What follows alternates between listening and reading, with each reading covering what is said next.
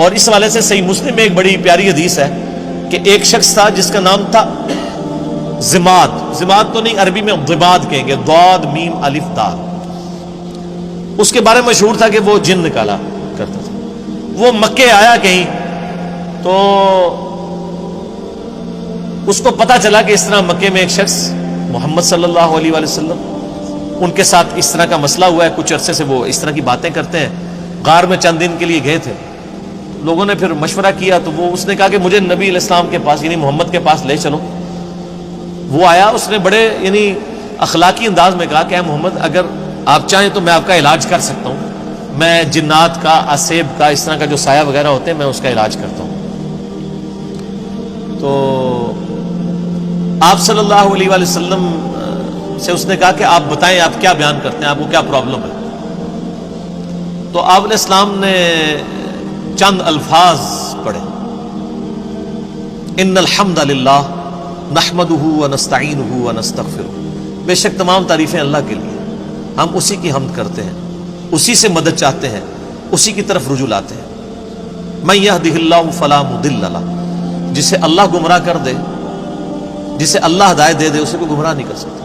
ومن یضلل، اور جسے وہی گمراہ کر دے، فلا ہادی لہ، اسے کوئی ہدایت نہیں دے سکتا. واشہد ان لا الہ الا اللہ وحدہ لا شریک لہ، اور میں گواہی دیتا ہوں کہ اس اکیلے اللہ کے سوا کوئی معبود نہیں ہے. واشہد ان محمدا عبدہ ورسولہ، اور محمد صلی اللہ علیہ وآلہ وسلم اس کے بندہ ہے خاص اور رسول. اس کے اوپر ایسا روب طاری ہے، اس نے کہا یہ آپ نے کیا کلام پڑھا ہے؟ دوبارہ پڑھے، دوبارہ پڑھا. اس نے کہا ایک دفعہ پھر سنائیں. ابھی قرآن تو پڑھا ہی نہیں تھا، صرف آپ نے اپنے خطبے کے الفاظ پڑھے. تیسری دفعہ جب اس نے سنا، اس نے کہا واللہ ایسا کلام میں نے کبھی نہیں سنا. آپ اپنا ہاتھ بڑھائیں، میں آپ کے ہاتھ پہ بیعت کروں، میں اسلام قبول کرتا ہوں. یہ صحیح مسلم میں حدیث ہے.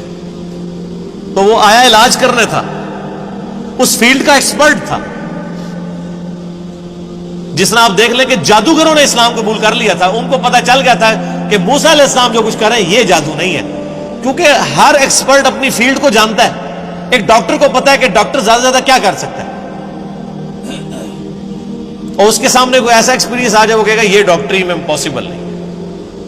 جادوگروں کو بھی پتا تھا کہ جادوگر آنکھوں کا دھوکہ کرتے ہیں، یہ تو فزیکلی کر کے بتا رہا ہے یہ جادو نہیں. تو جادوگر جن کی بیس پہ فرعون اکڑا ہوا تھا وہ تو مسلمان ہو گئے، اس کے بعد تو فرعون کو ویسے ہی مسلمان ہو جانا چاہیے تھا، لیکن نہیں ہوا، ہدایت اس کی قسمت میں نہیں تھی. یہاں پہ بھی مشرکین عرب جو بار بار کہتے تھے اس پہ جنات کا اثر ہے، جو جنات کا ایکسپرٹ ہے وہ کہہ رہے کہ یہ جنات کا اثر نہیں ہے، اور وہ مسلمان ہو گیا. اس کے بعد گنجائش رہتی تھی کہ مشرکین عرب نبی علیہ السلام پہ ایمان نہ لاتے، لیکن وہ قسمت میں ہدایت. اور لوگ کہتے ہیں کہ اللہ کے نبی زندہ تھے، لوگ پتہ نہیں کیوں نہیں بات مانتے تھے. آج اللہ کے نبی کی بات مان رہے ہیں لوگ. وہ تو ان سے بہتر تھے، وہ کافر تھے، کم از کم ڈٹے تو ہوئے تھے نا. یہ مسلمان ہو کے اللہ کے نبی کی بات ماننے کے لیے تیار نہیں ہے.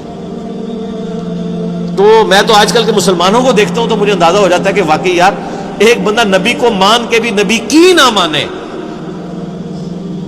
تو یہ تو بڑا مسئلہ ہے، اور ایک بندہ نبی کو مان ہی نہیں رہا وہ اس کی نہ مانے تو وہ چھوٹا مسئلہ. یہ جو آج کہہ رہے ہوتے ہیں نا جی وہ کاش تیرے زمانے میں ہوتا تو میں تیرے قدموں سے لپٹ جاتا، کبھی میں تیری جوتیوں کا تسمہ ہوتا، یہ کچھ ہوتا، میں کہنا رفع دین پھر بھی نہ تو شروع کرتا. تو کہنا ہم لوگ کہیں گے کہ یار ایک مکھیاں میں مارنا ہے. یعنی جو اتنا بزدل ہے آج کے دور میں کہ وہ اپنے نظریات کو قرآن و سنت پڑھ کے چینج کرنے کے لیے تیار نہیں ہے تو وہ ابو جہل ہی ہوتا. یہ ضروری نہیں ہے کہ تیرے ہوتے جنم لیا ہوتا تو ابو بکر عمر عثمان و علی ہوتا رضی اللہ عنہ اجمعین. نہیں، عین ممکن ہے کہ ابو جہل ہوتا، عبداللہ ابن ابی ہوتا. یہ بات کرنا بڑا آسان ہے، تیرے ہوتے جنم لیا ہوتا. یہ ساری کہانیاں ہیں میرے بھائی، یہ بڑا مشکل کام ہے. یہاں پہ آپ دیکھ لیں نبی الاسلام کے کارٹون بنتے ہیں تو جنہوں نے داڑیاں نہیں رکھی سب سے پہلے وہ آ کے بینک توڑتے ہیں، شیشے توڑتے ہیں، گاڑیوں کو آگ لگاتے ہیں عشق رسول کے نام پہ. انہی کو کہہ دیں کہ یار داڑھی رکھ لو، نال ہی ٹھوس. حالانکہ ہونا یہ چاہیے کہ ان کافروں نے نبی علیہ السلام کے جو کارٹون بنائے ہیں اس میں نبی علیہ السلام کی مبارک داڑھی میں بم رکھ کے نا انہوں نے اس طرح کی شکلیں بنائی ہیں. تو تو پھر جڑا بننا کہ تو نے میرے نبی کی داڑھی میں بم دکھایا ہے. ابھی تو میں نے داڑھی نہیں رکھی تھی لیکن آج سے میں داڑھی رکھتا ہوں، ایسی کی تیسی تم لوگ. تو کوئی کرنے کے لیے تیار نہیں ہے. یہ مشکل کام ہے. اب بینک لوٹنا، گاڑیوں کو آگے لگانا، اے ٹی ایم مشینیں اکھاڑ کے لے جانا، سواب دیکھیں, ATM مشین اکھاڑیں آپ کو پیسے بھی ملے اور سواب بھی ملے, اور کیا چاہیے. ظاہر ہے یہی کہانی کرائی گئی ہے نا. پاکستان میں تو مولوی یہی پٹی پڑھا رہا ہے نا, جو بھی اینٹی اسٹیٹ ایکٹیویٹیز پہ علماء ابھار رہے ہیں اپنی عوام کو, وہ یہی کچھ کر رہے ہیں نا. غلامی رسول میں موت بھی قبول ہے, غلامی رسول میں ATM مشین لوٹنا بھی قبول ہے. تو سر پھر ایسی غلامی تو ہر بندہ کرے گا نا. دوویں جہان دی مٹھے پاؤ کہ مشین بھی لوٹ لی اور جنت بھی پکی کروا لی. تو یہ ساری باتیں کرنا یعنی آسان ہے, یہ دعوے کرنا آسان ہے, لیکن حقیقت ہے کہ یہ بڑا مشکل کام ہے سچائی کو قبول کرنا. تو اللہ تعالیٰ فرماتا ہے کہ تمہارے صاحب مجنون نہیں ہیں, ان پہ کوئی جنات کا اثر نہیں ہے. اور پھر نبی اسلام کا کریکٹر بھی ان پر گواہ تھا. جنات کے اثر والے لوگ تو بہکی بہکی باتیں کرتے ہیں. جس پہ جنات کا اثر ہو وہ یہ لوگوں کو کہے گا کہ اپنی بچیوں کو زندہ دفن نہ کرو, اپنے ماں باپ کے ساتھ اس نے سلوک کرو, اس خدا کی عبادت کرو جس نے تمہیں بے قدر پانی سے پیدا کیا ہے. اس طرح کی اخلاقی اقدار جس پہ جنات کا اثر ہو تو اس طرح کی باتیں تو نہیں کریں. پھر سورہ یونس میں اللہ تعالیٰ شروع میں آیت نمبر 14, 15, 16 میں آپ کو ملے گا. اللہ تعالیٰ فرماتا ہے کہ یہ کہتے ہیں کہ اے نبی ان سے فرما دو اگر اللہ نہ چاہتا تو میں کبھی قرآن تم پہ نہ پڑھتا. اور یہ کافر کہتے ہیں کہ نبی اس قرآن کو بدل دو یا کوئی اور قرآن لے آؤ, یعنی یہ تو بہت سخت قرآن ہے. اے نبی تم فرماؤ کہ مجھے کوئی حق حاصل نہیں کہ میں اپنی مرضی سے اس قرآن کو بدل دوں, میں تو خود اس وحی کا پابند ہوں جو اللہ کی طرف سے میری طرف آتی ہے. قل انی اخاف ان عصیت ربی عذاب یوم عظیم. اے نبی یہ بھی فرما دو کہ بالفرض اگر میں بھی اپنی خواہش نفس سے کچھ ایسا معاملہ کرتا ہوں, اپنے رب کی نافرمانی کرتا ہوں, تو میں بھی ڈرتا ہوں کہ بڑے دن کا عذاب مجھے بھی آ پکڑے گا. اس سے زیادہ اور کس طریقے سے آپ کو بات سمجھائی جاتی کہ قرآن میں یہ آیت 3 دفعہ ریپیٹ ہوئی ہے, سورہ یونس میں, سورہ الانام میں اور سورہ الزمر میں.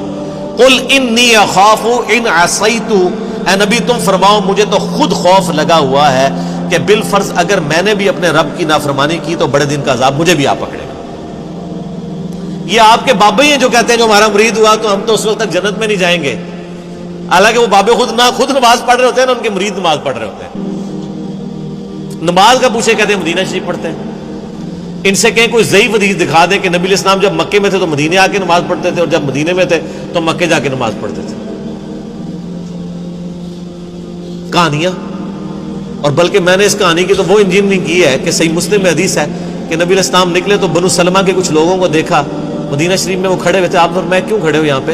تو کہا یا رسول اللہ ہم ذرا دور رہتے ہیں تو مسجد نبوی میں آتے ہوئے ہمیں ٹائم کافی زیادہ لگ جاتا ہے, تو ہم نے ارادہ کیا کہ ہم مسجد نبوی کے قریب شفٹ ہو جائیں. تو آپ نے فرمایا جو اتنے قدم چل کے آتے ہو تمہیں ثواب ملتا ہے. ان کا یا رسول اللہ لیٹ ہو جاتے ہیں, پہنچنے میں تکلیف ہوتی ہے, تو آپ نے فرمایا ہر قدم پہ ثواب ملتا ہے. تو انہوں نے پھر مسجد نبوی کے قریب شفٹ ہونے کا ارادہ ترک کر کے اپنے انہی علاقوں میں رہے, صرف اس وجہ سے کہ جتنے قدم چل کے آئیں گے ثواب ہوگا. تو میرا ایک معصومانہ سوال ہے کہ بزرگ تو اڑ کے یہاں سے مدینے پہنچ جاتے ہیں, وہ بنو سلمہ والے صحابہ جو کہتے ہیں ایک ادنا صحابی دی بھی پیروں دی خاک نہیں ہوتا, ولی تو اڑتا پھردا ہے مکھی مچھر آر, اور صحابی وہ بیچارہ شفٹ ہو رہا ہے مدینے کے قریب. کہانیاں. کیونکہ یہ صحیح مسلم شریف ہے, وہ بزرگ شریف ہے. اور اگر کوئی کہتا ہے نہیں نہیں وہ آپ کو سمجھ نہیں آیا تو لے آؤ بابا کوئی اڑ کے دسے. سب کہانیاں. تو یہ انہوں نے دین کو بگاڑ کے پیش کیا. وہ کتابوں کا دین اور ہے, بابوں کا دین اور. اللہ تعالیٰ فرماتا ہے کوئی تمہارے نبی کے اوپر جنات کا اثر نہیں ہے, ان کی تو تعلیمات بتا رہی ہیں.